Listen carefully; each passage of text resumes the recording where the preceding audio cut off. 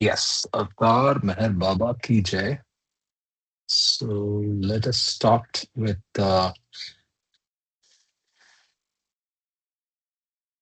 reading my wish today. Or, okay, how to love God.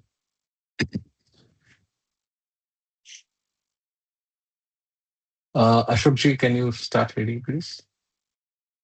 Yeah, okay. Avatar Meher Baba ki jai. How to love God. To love God in the most practical way is to love our fellow beings. If we feel for others as we feel in the same way as we feel for our own dear ones, we love God. One, if instead of seeing fault in others, we look within ourselves, we are loving God. If instead of robbing others to help ourselves, we rob ourselves to help others, we are loving God. If we suffer in the suffering of others and feel happy in the happiness of others, we are loving God. If instead of worrying over our own misfortunes, we think of ourselves more fortunate than many others, we are loving God. If we endure our lot with patience and contentment, accepting it as His will, we are loving God. If we understand and feel that the greatest act of devotion and worship to God is not to hurt or harm any of His beings, we are loving God. To love God as He ought to be loved, we must live for God and die for God, knowing that the goal of all life is to love God and to find Him as our own self. Avatar Meher Baba ki jai. Over to you, Karthik.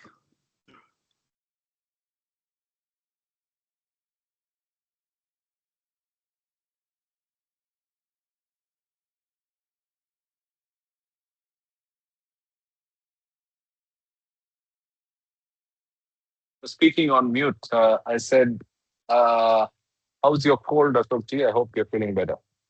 Yeah, I'm better. I'm much better. I'm Okay. 99% recovered. क्या बात है.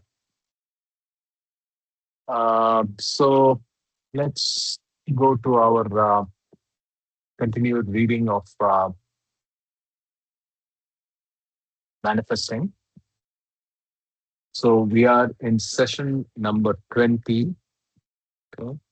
Read last time about the special aspects of the experience of the God realization of the avatar, which was the high point of last time's reading, if you recollect. Today, we will continue from that point on, and we will start on page 114. The song is being sung. Okay.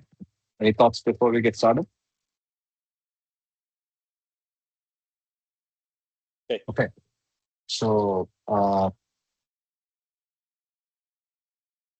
song is being sung.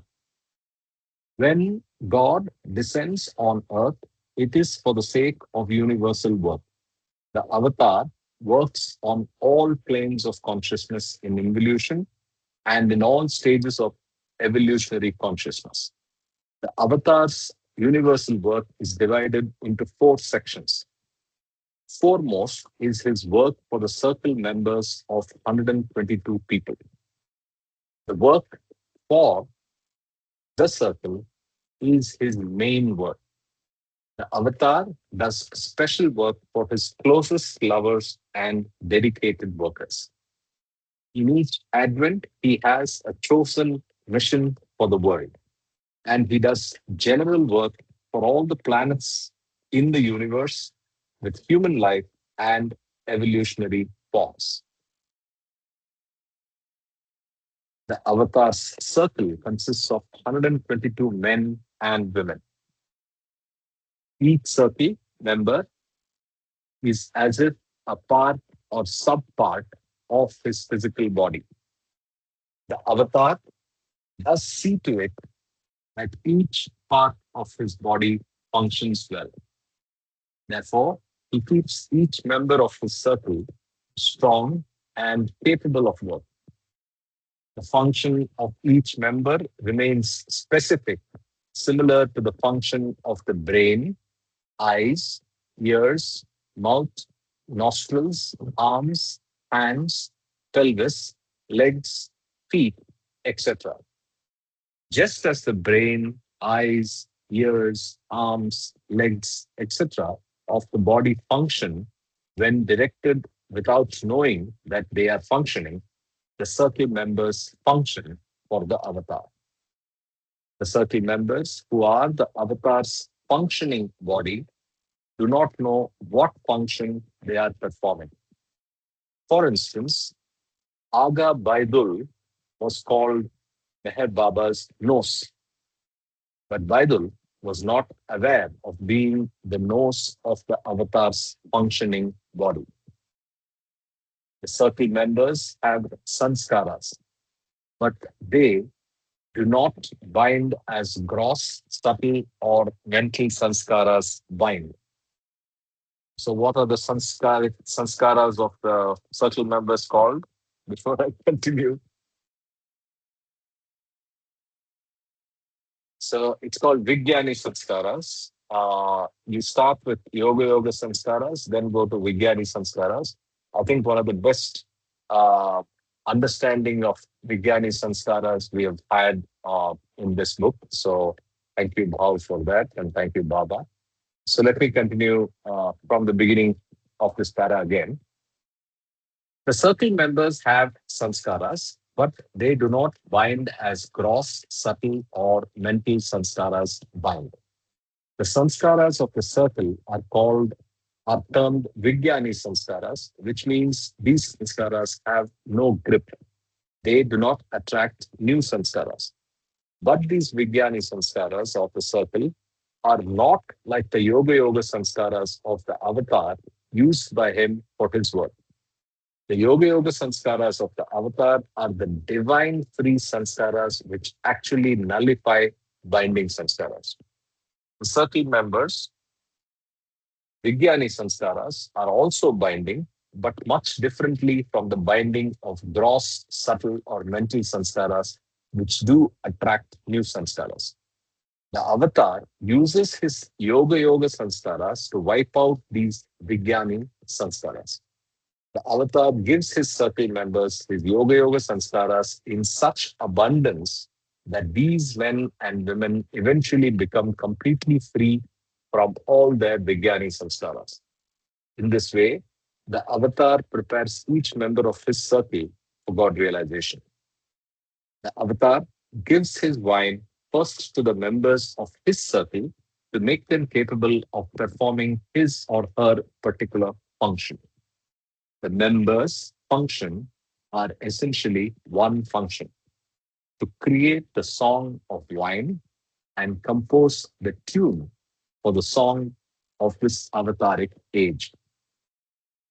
Wine means divine love, and the avatar's wine is the love he gives.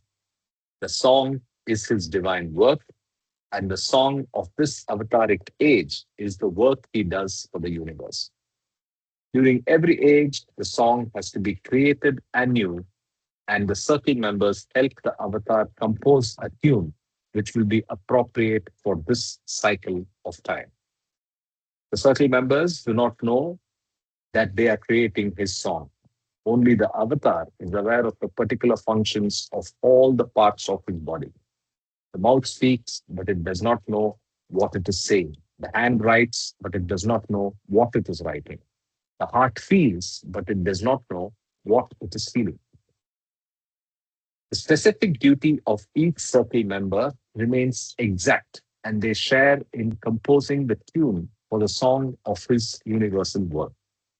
They help the avatar in this work of composing a song by sharing in his universal work, performing specific universal duties.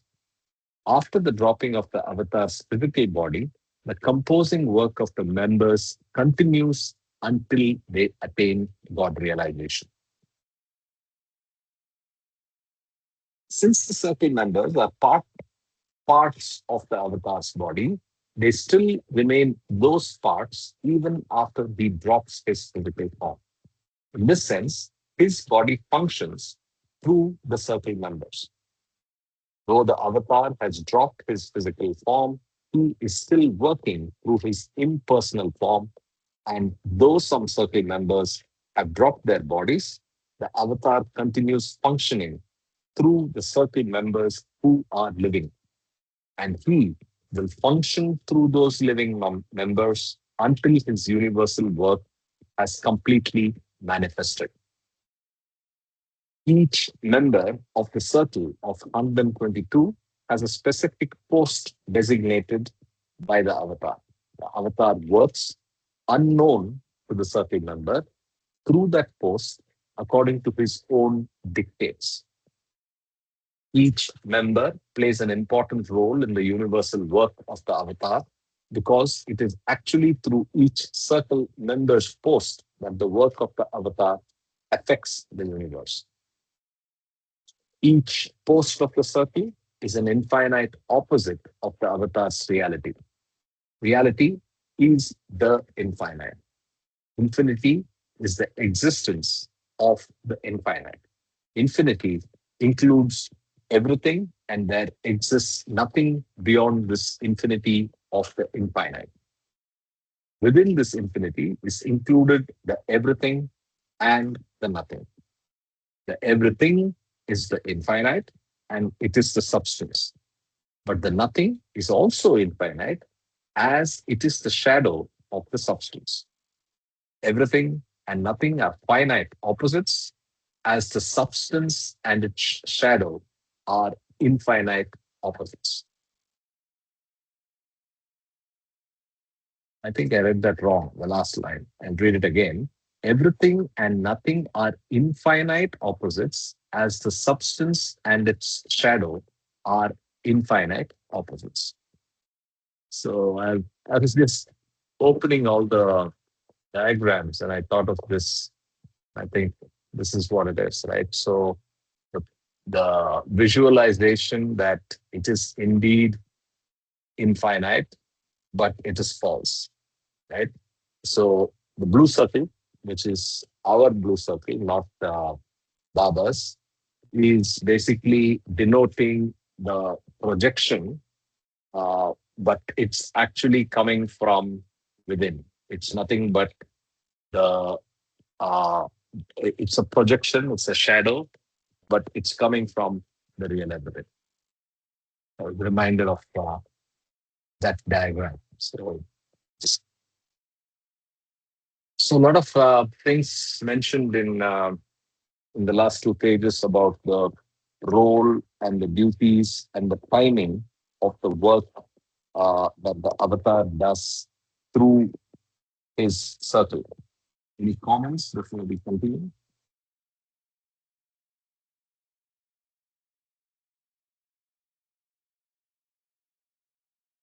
Okay, let's continue. The nothing is the opposite of the everything. Everything includes infinite reality, knowledge, power, bliss, light, love, etc. And therefore, the nothing includes the opposites of these qualities. In the nothing is the opposite of reality, Maya, the opposite of knowledge, infinite ignorance, the opposite of power, infinite weakness, the opposite of bliss, infinite suffering, the opposite of light, infinite darkness, and the opposite of love, infinite hatred, and so forth ad infinitum. So we'll just highlight these opposites so that we register them. Knowledge and infinite ignorance. That's pretty obvious.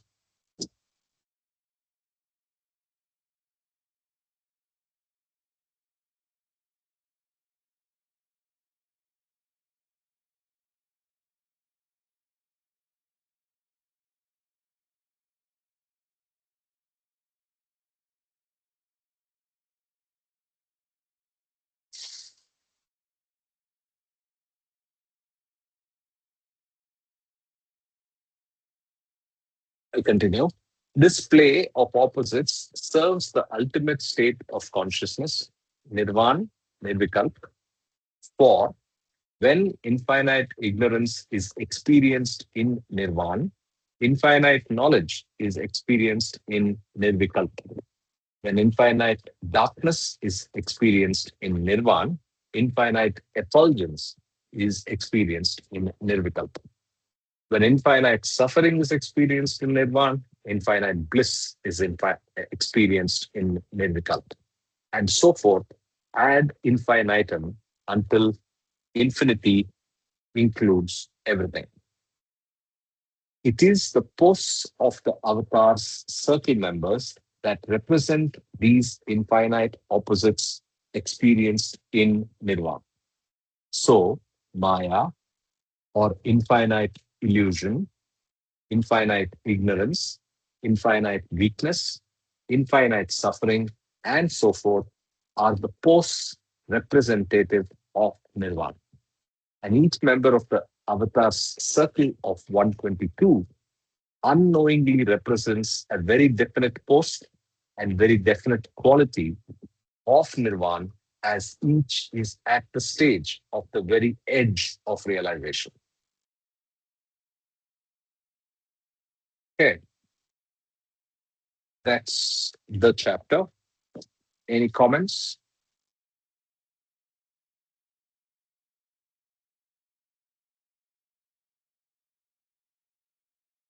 You have a silent group this morning.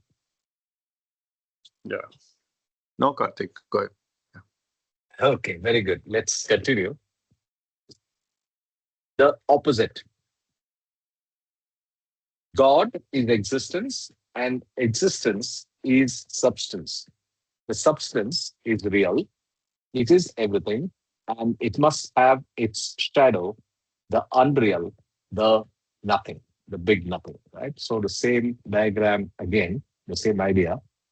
So you have the real everything and the nothing. Nothing is nothing but the original real everything is the substance, and this is nothing but shadow. Right? The shadow is the opposite of the substance, and as the substance of God is infinite, his shadow is also infinite. The substance of God is the big everything, the infinite, and the shadow is the big nothing. But the big nothing is also infinite, infinitely unreal. God, the everything, has innumerable aspects, and as God is the infinite, all his aspects are also infinite. The everything has an opposite. It is the big everything has an opposite. It is the big nothing, which is everything else, everything that is not of the substance of God. God's aspects include infinite reality, infinite knowledge, infinite honesty, infinite beauty, and so forth ad infinitum. Therefore, the shadow is the opposite, and the opposite of infinite reality is infinite illusion. The opposite of infinite knowledge is infinite ignorance. The opposite of infinite honesty is infinite dishonesty. And the opposite of infinite beauty is infinite ugliness, and so on. The shadow is an infinite opposite, and since God is big everything, the shadow has innumerable finite opposites. The state of God's self existence can only be attained by passing through the medium of its opposite, the infinite illusion. I repeat, the state of God's self existence can only be attained by passing through the medium of its opposite, the infinite illusion. This means that the value of light or consciousness can only be known because of its opposite, darkness or unconsciousness. If there is no darkness or unconsciousness, light would not be perceived as light or consciousness. But value is only a comparative term, and truth is recognized as truth because of its shadow, the very opposite of truth, Maya. Thus, it is through the experience of the opposites that all things become known. Creation emerged originally out of the infinite shadow, and out of this original infinite shadow, innumerable shadows have emerged in the illusion of creation. This means that an innumerable number of ignorant states have come out of the original infinite ignorance. Innumerable number of illusions have come out of the original infinite illusion. Innumerable number of lies have come out of the original infinite dishonesty. And innumerable number of ugly things have come out of the original infinite ugliness, and so forth ad infinitum. God is indivisible, and though his shadow is infinite, this shadow is the opposite. It is limited in nature and divisible. As the shadow is divisible, innumerable numbers of shadows have emerged from it in the forms of innumerable states of infinite illusions, ignorances, lies, ugliness, etc. God, in the beyond state, is in the state of nirvikalpa, and the opposite shadow is the state of nirvana. The infinite shadow, which includes infinite ignorance, infinite unconsciousness, and infinite illusion, can only be experienced in the state of nirvana. Limitations emerge out of the original shadow of God in the form of creation in order to return to the original state consciously. Summary of why you need the shadow. I'll repeat the line. Limitations emerge out of the original shadow of God in the form of creation in order to return to the original state. At this time, you return to the original state consciously. I continue. Anything which crosses its limit becomes opposite. Therefore, each drop which enters creation passes through the limitations of evolution and involution, finally to experience the infinite shadow consciously in nirvana. Innumerable numbers of limitations emerge in evolution and involution of consciousness for one ultimately to experience infinite consciousness in nirvikalpa. The unconsciousness of God is infinite, but being shadow, it is limited in nature. Therefore, the drop which crosses its limit of unconsciousness and experiences the infinite shadow becomes infinite in nature, it becomes God. So it's a paradoxical statement. Watch carefully as I reread it. The unconsciousness of God is infinite, but being shadow, it is limited in nature. Therefore, the drop which crosses its limit of unconsciousness and experiences the infinite shadow becomes infinite in nature, it becomes God. So we start the process with the drop, the ocean getting the identity and apparent uh, association with that drop state. When that drop state becomes fully conscious and crosses the limit of unconsciousness, it becomes infinite in nature, which becomes the ocean. Infinite unconsciousness is the creator of creation, and every drop is a creator.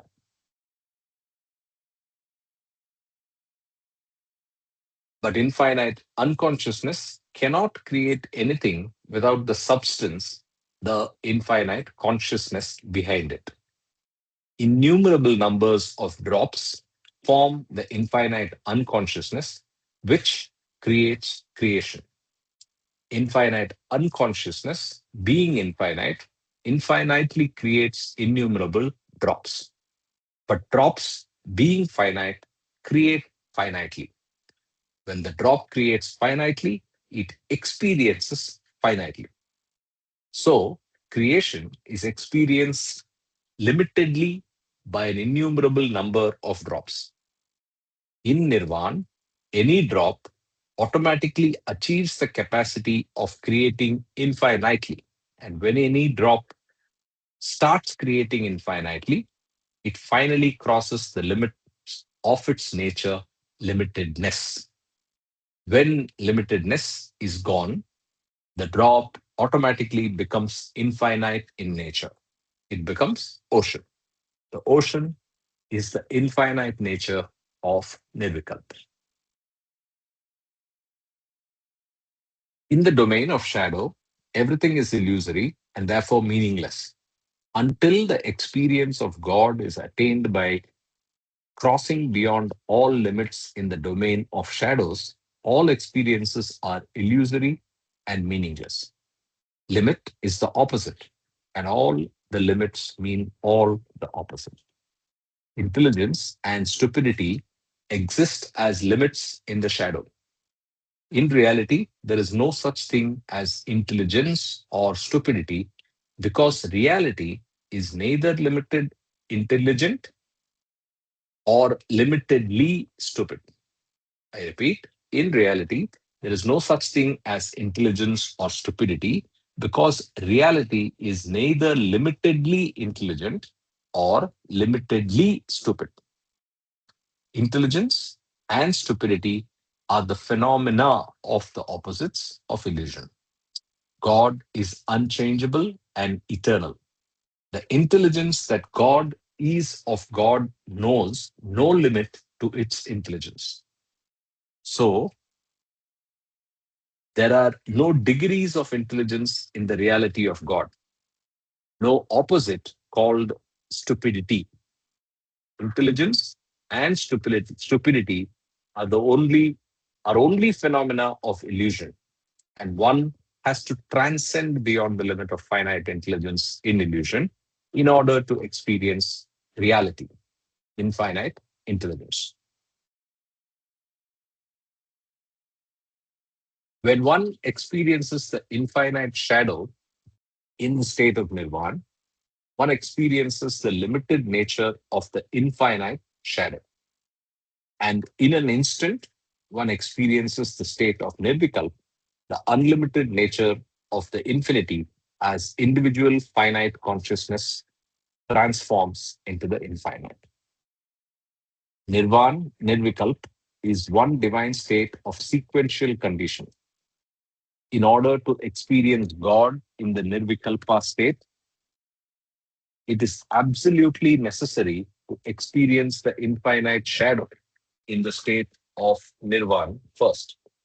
Therefore, the opposite of God himself, his infinite shadow, is important. But this importance is only one of sequence.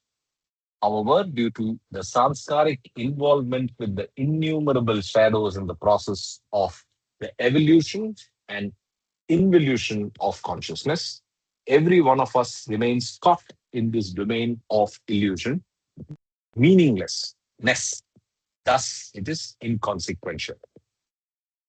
Avatar and perfect masters work in this domain of innumerable shadows to turn the drops towards the original shadow, nirvana. For when one experiences the original shadow, in the next instant, God is experienced. Original reality, nirvikalpa. For his universal work in the domain of the shadows, the avatar has a circle of 122 people. Each member of the avatar circle represents an infinite opposite aspect of the truth in the infinitude of the original shadow in Nirvana. The avatar himself represents the infinitude of the original reality in Nirvikalpa. When the infinite opposite is experienced in the state of Nirvana, then God's infinite nature is experienced in the state of Nirvikalpa. So each person who represents an infinite opposite in the avatar circle is important for the entire evolution and involution of creation. The avatar selects each member of the circle to represent an infinite opposite aspect of himself for the universal world. He works through each opposite as the members function through his universal mind, and all levels of consciousness in evolution and involution are affected through that circle member. The avatar is free, and each circle member represents one of the bindings that he works to annihilate in creation.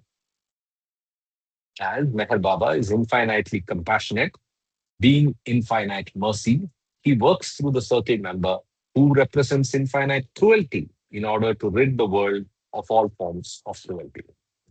As Meher Baba is infinitely knowing, being infinite knowledge, he works through the circle member who represents infinite ignorance in order to rid the world of all forms of ignorance, and so on. The avatar works directly with each circle member and indirectly with the other forms in the universe. Each circle member represents and reflects an aspect of his universal mind and universal body, while the avatar works on all levels and planes of existence in the gross, subtle, and mental worlds. This is the age when materialism is at its height and mankind is firmly identified and associated with material things. The avatar uses his infinite knowledge to free humanity from its entanglement with all aspects of the material world. Very interesting. So, before we go to the diagram, so there is a interesting concept that's come up here. The concept is the the avatar uses the 122 people as the opposite aspects of his own nature, and his nature is one of reality, right? So, reality, which is all the so called positives, and the so called negative aspects, uh, he works through these 122 people. So, this is like I said, an interesting concept. Any comments before we go to the diagram?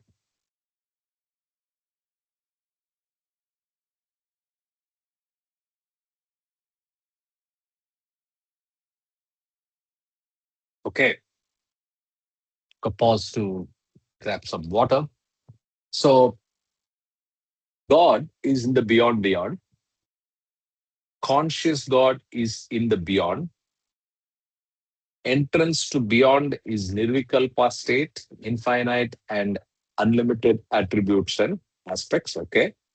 Nirvana state, but infinite but limited by nature.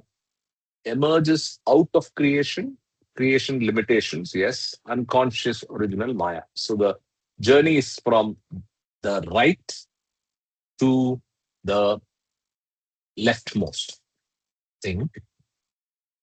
Infinite, all conscious God is the avatar.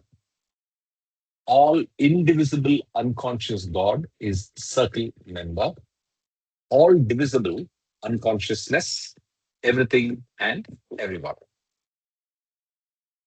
Very, very interesting. So here, if you classify everything in creation now let's say when avatar is in form, in body. So you have only three things that make up this circle. Let's go back to this circle. So if you see the circle on the left is made up of three people, three types. So if you create another Venn diagram of the real everything, in that there will be three uh, non converging, non intersecting circles. Okay. Let's go and see what those three are. One is infinite, all conscious God, the avatar. Second is all indivisible, unconscious God, but they are a circle member. They are the shadow of all the aspects of the avatar. On the last is unconsciousness, all jivatmas, and all of the rest of creation. Right. So, yeah. So this is a list of the opposites: infinite reality, Maya, infinite illusion, infinite number of illusions. Infinite effulgence, and then infinite darkness is the circle member, and the individual is infinite amount of darkness. Infinite love, infinite hatred is the circle member's aspect, and infinite number of amount of hatefulness is what everybody experiences. Infinite happiness, infinite misery, infinite number of miseries, infinite peace, infinite anger, infinite number of angers, infinite mercy, infinite cruelty, infinite number of cruelties, infinite truth, infinite falsehood, infinite number of lies, infinite wisdom, infinite foolishness, infinite number of follies, infinite purity, infinite impurity. Infinite number of impurities is what all of us experience. Infinite freedom, infinite binding, infinite number of bindings. Infinite courage, infinite fear, infinite number of fears. Infinite knowledge, infinite ignorance, infinite number of ignorances. Infinite kindness, infinite indifference, infinite number of indifferences, infinite indivisibility, infinite divisibility, infinite number of separations. So the big aspect, the true aspect, the so-called positive aspect is the avatar when he is in body, and the circle is the true opposites of those represented so that he can rid those opposites from creation. That's the objective. And those are further accentuated and experienced by all of us in the different Jivatma states. Yeah, all I can say here is how is Baba's hand? Yes. This is just amazing. What here? Yeah. Okay. Now, from the circle, his dear friend. Let's see who is the avatar's dear friend. His dear friend. The avatar works for his circle directly and for the universe indirectly, members. As each circle post represents some opposite of infinity, each post is a medium for the avatar's universal work. The opposite of the avatar's infinite effulgence is infinite darkness. Meher Baba would comment about his old friend Gustaji. He is my dark side, my shadow. Gustaji was a circle member, and his specific post represented infinite darkness. In other words, through Gustaji, Meher Baba worked inwardly on the dark side of each human personality. During the Avataric Advent, all 122 members of Meher Baba's circle received God realization one at a time over the 100 to 200 years of his manifestation. It is their sanskaric annihilation that changes the sanskaric pattern of consciousness throughout the world. Each member of the circle becomes God realized one by one, not in groups of two or three. Gustaji was among the first of the inner circle of 14 to become God realized. Interesting. After Gustaji died in 1958, Meher Baba sent a telegram to certain followers around the world stating, "My dear friend Gustaji has realized me as I really am." Soon after this, Meher Baba began declaring himself to be infinite effulgence, for his shadow of infinite darkness was being annihilated through Gustaji's death. As several of the old Mandali have passed on, Kaka, Baidul, Adi, Padri, and others, I have realized that the void created by each Mandali can never be filled until the next avataric advent. Each circle member is assigned some particular universal duty by the avatar during each advent, And though that duty may be unknown to the circle member as each functions unconsciously on a universal level, that duty cannot be transferred to anyone else. The void created by the death of any of the mandali is not a void, but the fulfillment of a universal duty. When the specific duty of the circle post is discharged, no other duty is required to be fulfilled until the avatar's next advent. However, if the duty is not completely fulfilled by the circle member, he or she has to come back again to fulfill that particular assignment. The duty of each circle post must be fulfilled within the 100 or 200 years after the dropping of the avatar's physical body. For Gustaji or Padri and certain others of the inner circle, there is no possibilities of their being substitute. Someone will continue to do the outer work in their place, but that person cannot be regarded as a replacement for Gustaji or Padri. Though each circle member has a shadow, as Gustaji was Baba's physical shadow, there is no substitute for any of the men and women mandali. Mandali means here only the circle of 122 people. So, the friend that represented darkness got God realization in 1958. And the reason certain circle members will come back is A, their work is incomplete, and B, they have not received God realization. So they'll come back and receive God realization, which is the promise of the avatar during his advent. And there's a bonus. It's 100 to 200 years. So we have more time now.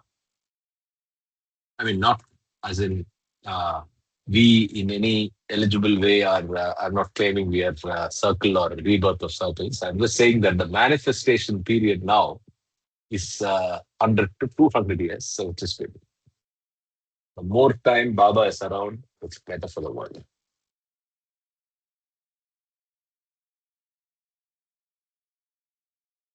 Okay. So his song for the universe. The special work of the avatar is for his close lovers and dedicated workers. The circle members help the avatar in composing the song of his universal work, and the lovers help him in singing the song composed by the circle. The lovers are the nightingales of the rose garden in the infinite heart of the avatar, and his workers share in the tending of the roses.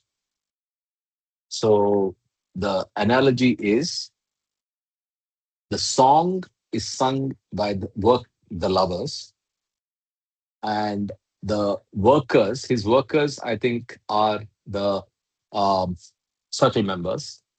They are just composing the song, right? Let's continue and see how he builds on this analogy further.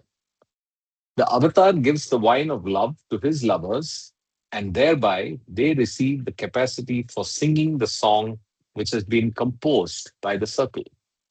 The avatar's special work for his lovers is to make them sing the song of this age and allow the fire of their singing to burn away their binding sanskaras. While the song of the avatar is being composed by the circle and being sung by his lovers, the avatar gives wine to the world.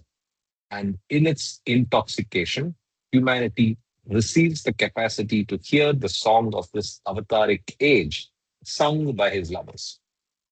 Humanity on earth hears this song and is awakened to the original word, the source of the song.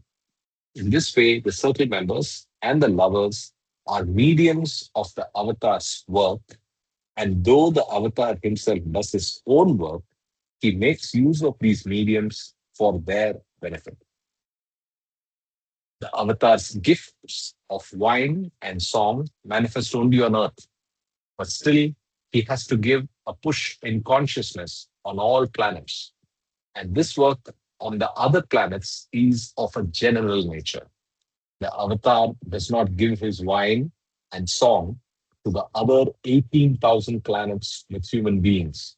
And so those planets remain dry and barren of heart, though there is a gradual development of heart quality on some of these planets. Since the birth of the avatar on Earth, millions of humans from these other planets have also taken birth on Earth. These humans of the intellect are coming here for the avatar's wine and song. But since their intellect is all that is developed and not their heart, these people require numerous births on earth to begin finally to taste the wine of love and hear the song of the ancient one. We, the humanity of earth, are truly blessed by the advent of Avatar Meher Baba, for now is the time when the wine of his love is most available. Let us therefore thirst for his wine and sing the song of the Avatar's glory in this age. Okay, interesting. So 18,000 planets, and many are taking a birth in on Earth from those planets, but their progress is going to be slow. They're going to have many births before they get to hear the song. So, are we hearing the song?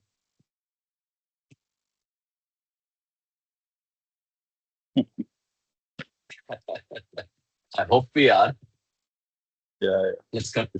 Yeah. Imagine this. This is very, very, very perplexing or interesting, whatever you call it, you know.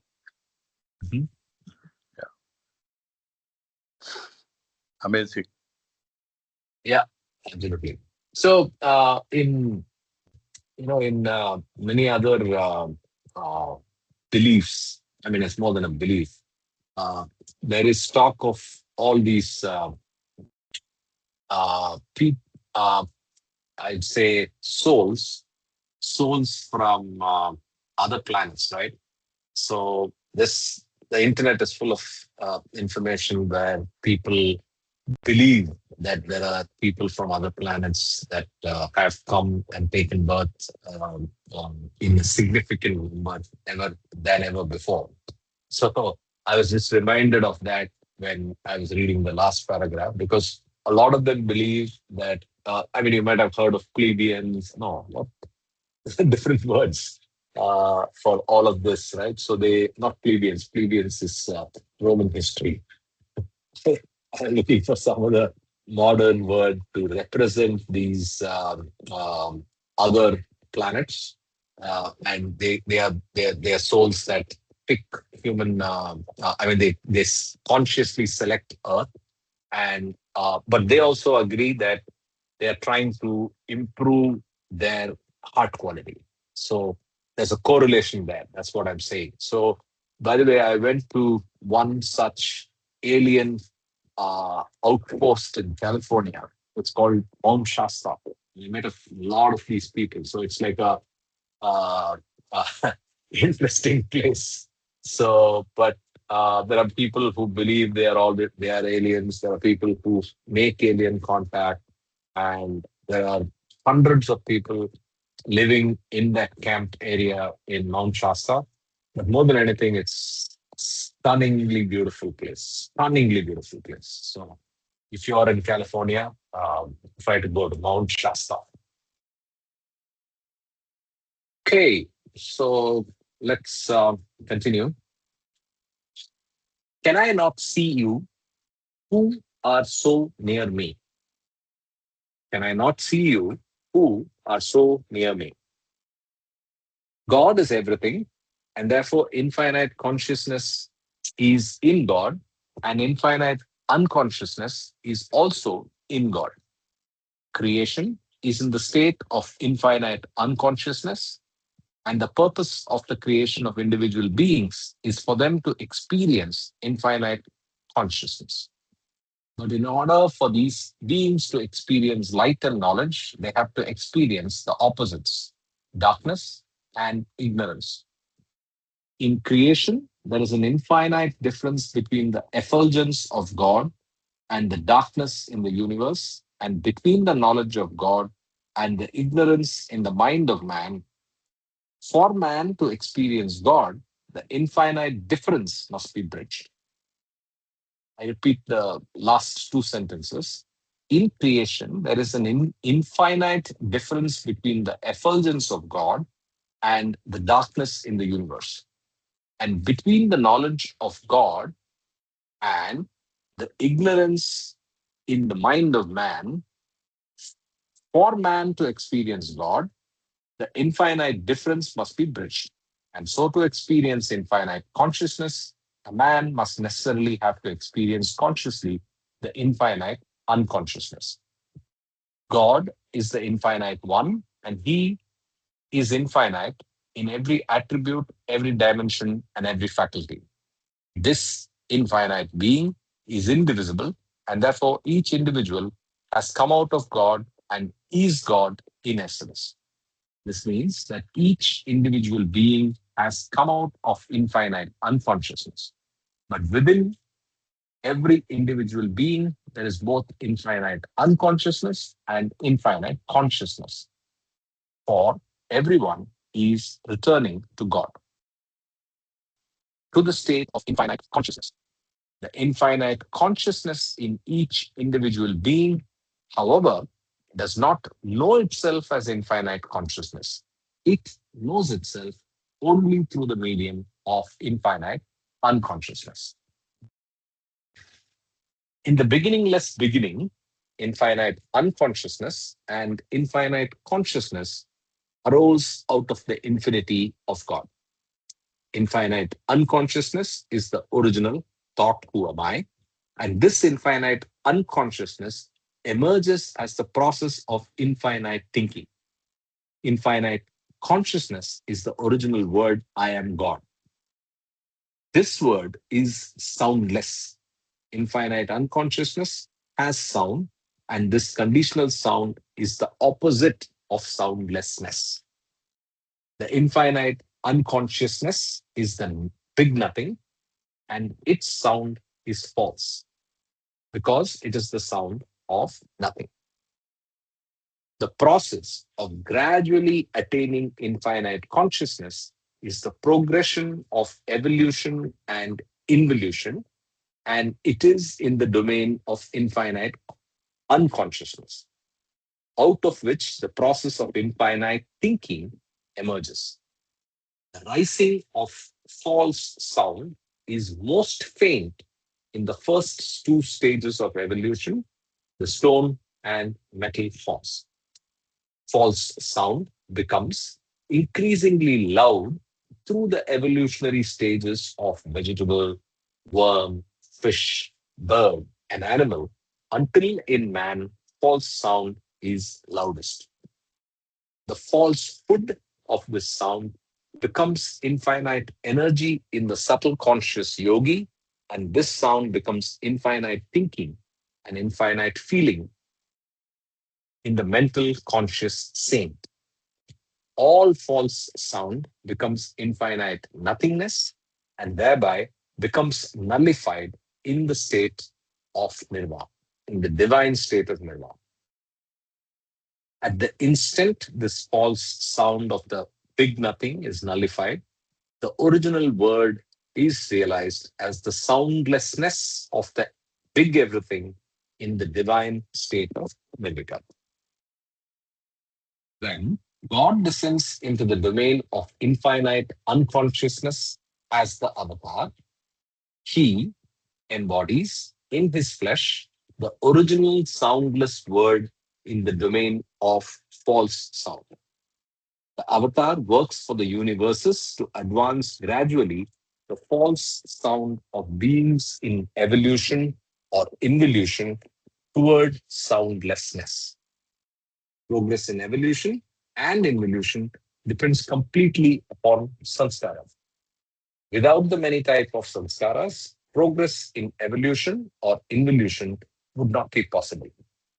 Therefore, gross, subtle, and mental sanskaras are necessary for the individual to pass through infinite unconsciousness.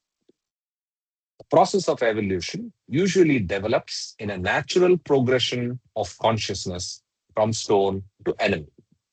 Evolution is essentially the natural process of winding sanskaras until full consciousness is attained at the stage when the human form is developed out of the total mass of sanskaras.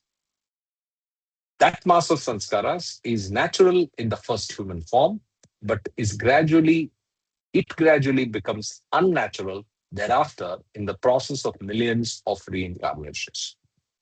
During reincarnation, human beings collect sanskaras that prove to be unnecessary for progress towards the realization of God. The state of God realization is a soundless state. Nirvikalp is the state of soundlessness, and this soundlessness is the state of impressionlessness. The state of realization is an impressionless state of mind, and this state of mind is completely soundless. Sanskaras, which are necessary for progress toward soundlessness, are progressive, natural sanskaras, and those which become an obstruction in progress are obstructive, unnatural sanskaras. Both types of sanskaras have false sound. Progressive sanskaras have a natural sound, and the obstructive sanskaras have an unnatural sound.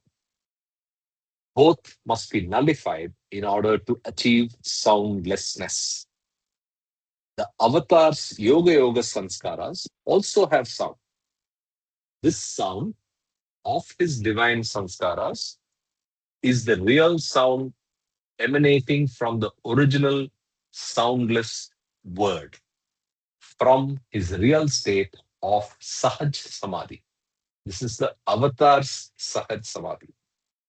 The real sound that his yoga sanskaras emanate nullifies the effect of the false sound in individuals in proportion to the progress necessary for each of them. The original word emanating through the avatar's yoga sanskaras is always of soundless sound. Since the avatar is responsible for the entire creation from beginning to end, his infinite consciousness is eternally in action. The word in the conscious infinite consciousness, when put into action by the avatar, has soundless sound. But when not in action, it is soundless. When a perfect master works for the universe, the word in him has soundless sound. When a perfect master drops his body, the word remains soundless because the infinite consciousness does not remain in action through him. But the infinite consciousness always remains in action through the avatar, whether he is in a human body or not, since he is responsible for the creation for all time. And the word in him is eternally the soundless sound. In order to convey an idea of the infinite consciousness always being in action through the avatar, I am relating the following incident that happened while Meher Baba was incarnate. In 1955, Meher Baba was staying in Satara, India, and I was the watchman near him every night. Before the second automobile accident, Baba would have the night watchman seated outside of his room. When Baba would clap, the night watchman would go into the room and attend to Baba. Generally, Baba would clap every 15 or 20 minutes, and I would have to attend to him many times during the night. When I would start the watch, Baba would repeat three instructions every time. First, keep awake. Second, do not move. And third, do not make any noise. On one particular evening, when I started my watch, Baba repeated these instructions over and over at least 5 times. Then he told me to sit outside his room. When Baba would rest inside the room, the doors, windows, and ventilators would all be closed. His room would become like an oven during the summer. As instructed by Baba, I was seated on the veranda in a chair. I sat there like a statue because Baba had emphasized that I should not make any sort of movement. The mosquitoes were out and they were biting fiercely, but I could not slap at them. Wow. I was expecting that after 15 minutes, Baba would clap and I would be able to go inside. This was my only relief every night. I was waiting for Baba's clap, but this night, Baba did not clap. I would become anxious to hear his clap. Half an hour passed by, then 1 hour, then an hour and a half. 2 hours passed by, and Baba still did not clap.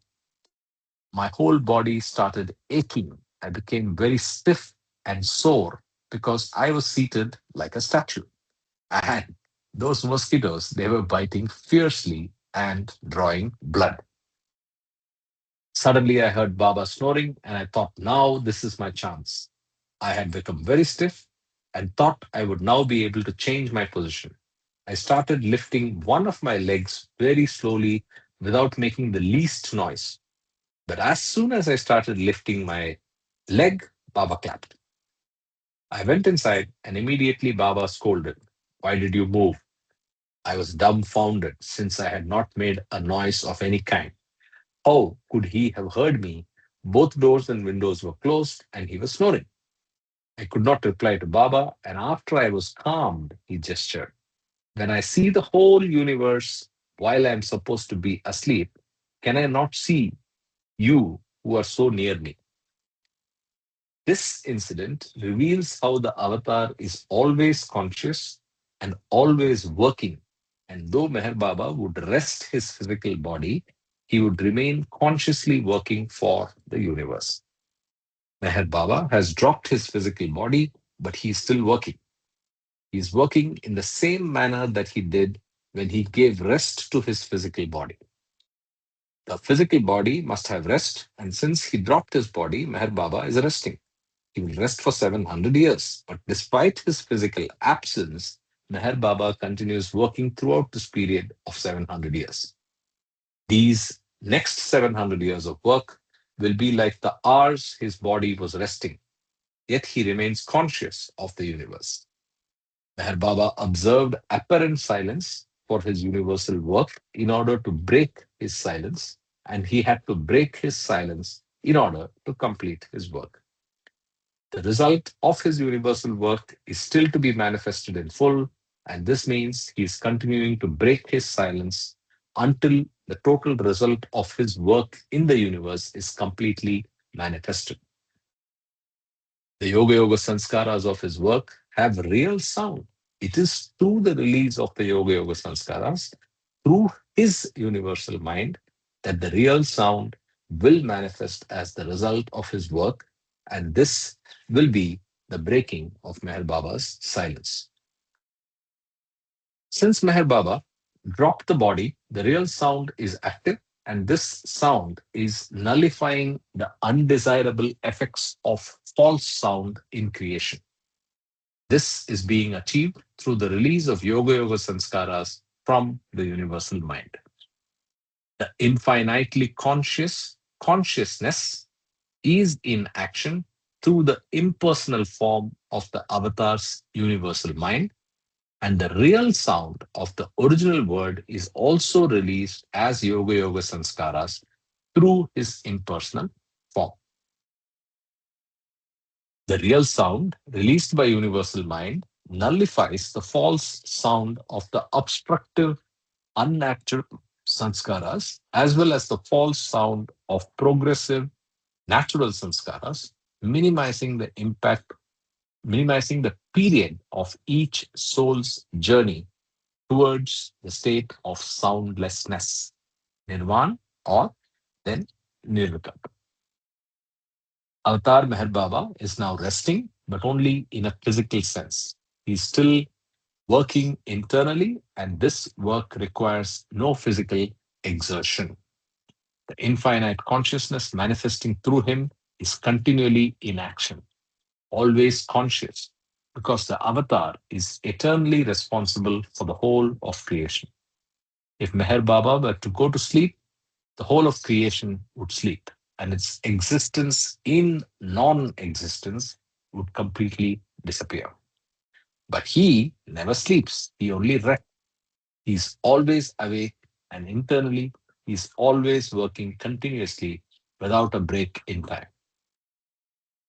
Major portion of the result of Meher Baba's work is still to come, and the real sound of his universal work has to manifest totally. Therefore, let us wait at his feet by surrendering our lives to him. Meher Baba's infinite consciousness continues fully at work so as to bring the day of his total manifestation. On that day, we will experience that the avatar of the age has not been resting, but has been most active. God is love. Out of his love, the avatar works continuously for the benefit of the whole creation. His love and mercy for the creation do not allow him to rest.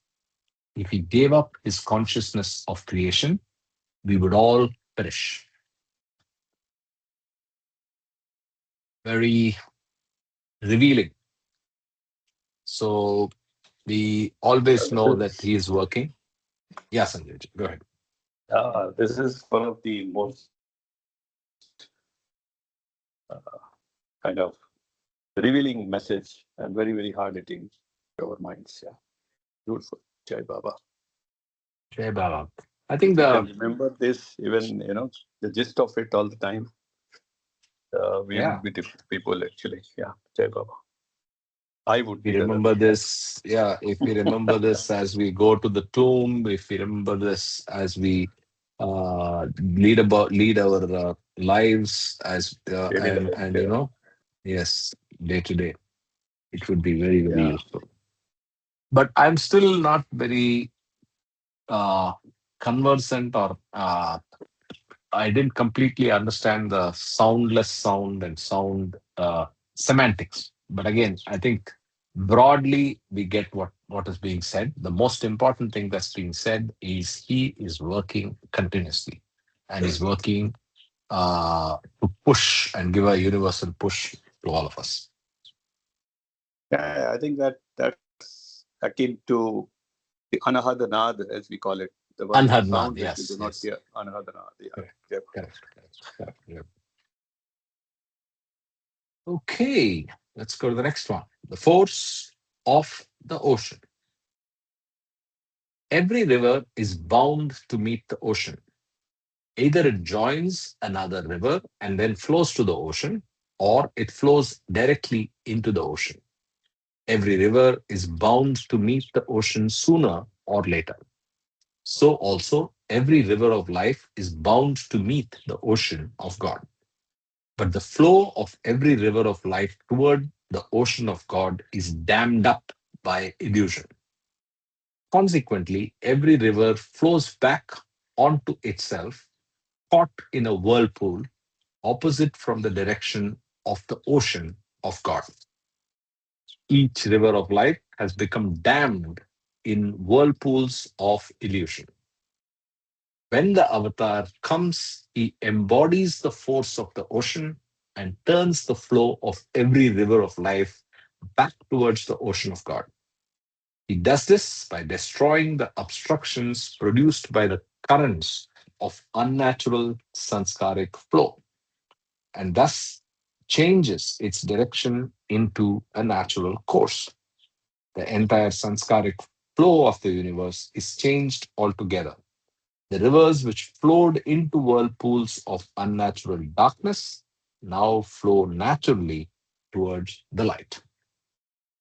The avatar is the ocean, and though while in creation he is in drop form, he always remains as the ocean of God. The force of his being is oceanic, and through this oceanic force, he fulfills his duty to turn the course of every river of life towards him, the ocean. Again, a very nice analogy of the river and the ocean, rather than the drop and the ocean. And here it's the geography and the mechanics of how rivers work. Rivers have these whirlpools of unnatural sanskaras, whirlpools of um illusion that distract them. But finally, the avatar pushes, or rather pulls these rivers back towards himself. Okay, another river analogy. Every river is turning toward the ocean. Every form of consciousness is a river of life. When the course of every river of life in the universe gets turned toward the ocean of God through the work of the avatar, every river manifests the divinity in its consciousness. The manifestation of divinity, however, differs from river to river, from one level of consciousness to another. There are some rivers whose course has been altered already, and that consciousness has reached a certain level, merging with the ocean of God. There are some rivers which are being altered now, and that consciousness is reaching out to merge with the ocean. There are many rivers whose courses are just beginning to be altered now, turning away from illusion, and are just beginning to reach out to flow toward the ocean. The manifestation of the avatar's divinity differs from individual to individual according to the degree of altered consciousness. Despite these differences, the flow of each and all the rivers is turning in varying degrees toward the infinite, the ocean.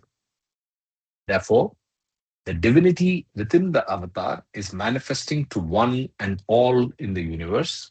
And because his divinity is of the ocean, the infinite, it is merging with one and all. The oceanic force of the word of words out of the silence of Avatar Meher Baba is turning the course every river of life in the universe towards his ocean. When the course of every river in the universe will be turned towards the ocean and all consciousness feels this alteration, it will be regarded by humanity that he has broken his silence.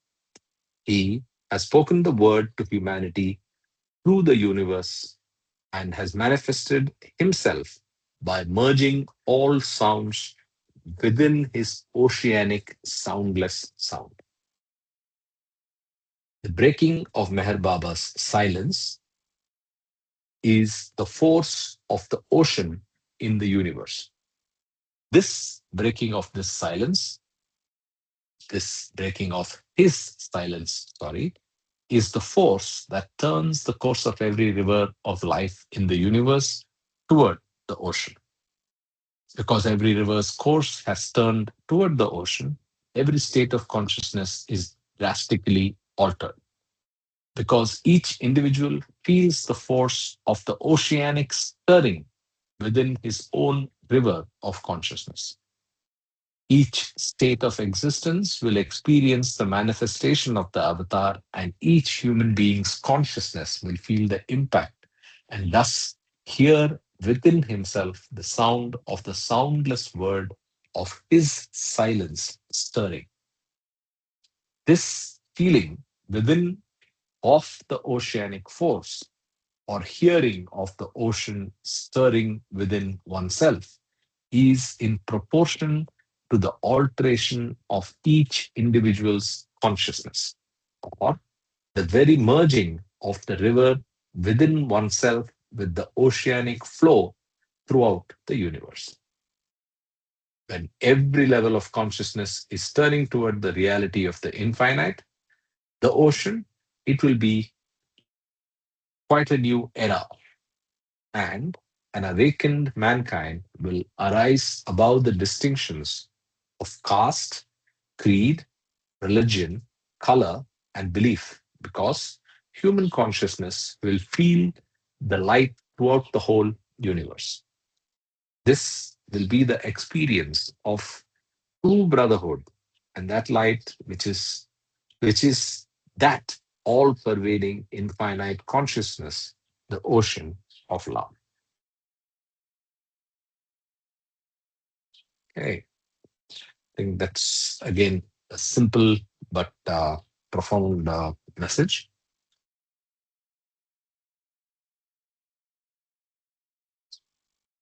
The next one is the point here. God is omnipresent and he cannot be absent. Here is the point which is infinite and eternally present. This point is that point in infinity and eternity where there is no past and no future. Here is in infinity. Here there is no, there is only the eternal present. Here is the point where there is no space. This point is beyond gross, subtle, and mental imagination.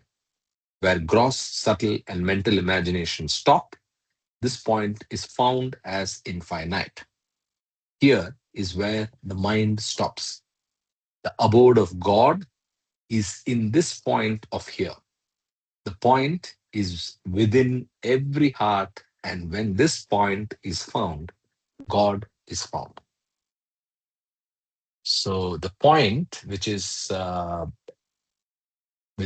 within every heart is the point of God, which is beyond time and space. Right? That's a nice way to understand it. I continue. Imagination is what takes man away from this point. Then he imagines different points in space to wander through. Imagination is intense. Its power is overwhelming. It makes man its slave. In God, there is no point except the eternal here. This is the truth. In imagination, there are innumerable points, for space exists in imagination. There is always wandering in imagination, and this wandering is without aim. This wandering man, this wandering takes man nowhere, as the wanderings of man always keep him in the space of imagination. Though imagination is powerful, it fears divine love. Where there is the slightest amount of divine love, imagination becomes powerless. Divine love slows the mind, and this makes imagination weak. When one has experienced even the slightest amount of divine love, he stops wandering and his journey towards the truth here begins. The happiness of that person who has begun his inner journey is greater than all the happiness in the world. The wanderings become the main objective of man. God must come in human form to stop the wanderings of men everywhere. He restores imagination to a proper dimension to begin its journey towards the truth. That dimension is here. Here is only one point, and there is no journeying in the infinitude of here. The journey extends from the point of man's imagination to the truth of the infinitude of God. And when the avatar finishes his work, every man will start his journey over toward the truth. Point where the man starts again, that journey is here.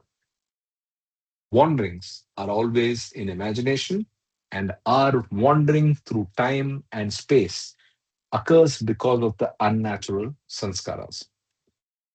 So long as the unnatural sanskaras predominate over the mind of man, wanderings will continue and the inner journey does not begin. Wandering can stop here. Wanderings are many, but the journey is one toward the truth.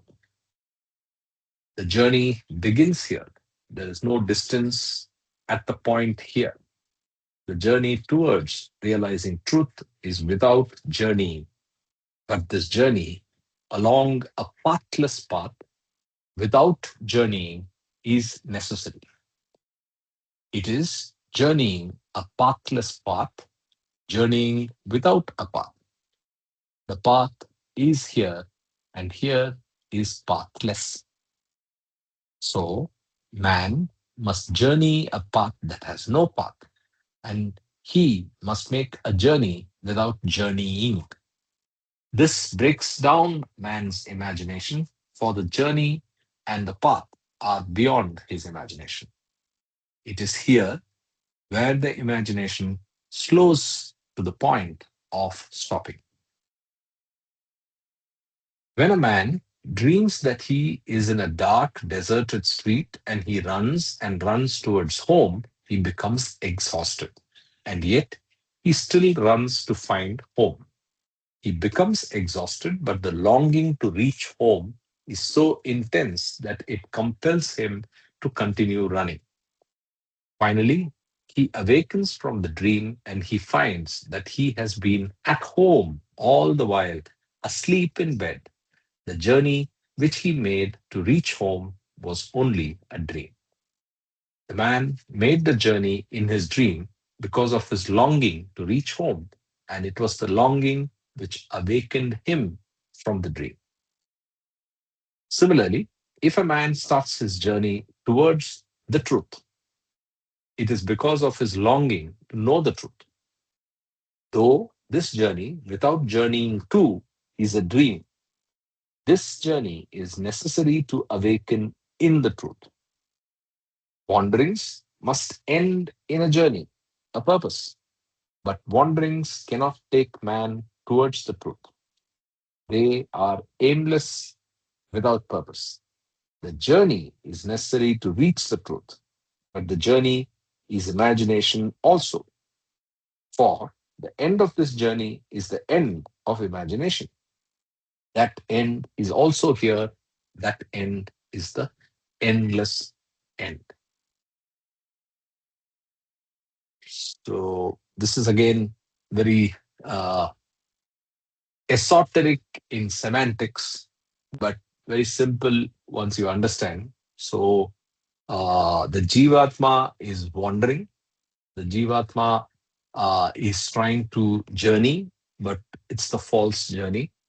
And once he realizes that the here that he is wandering towards is in his heart and is the pointless point and the timeless point, spaceless and timeless point, which is in his own heart, the journey makes sense. Till that, it is all, till that time, it is all wandering and aimless and without any result.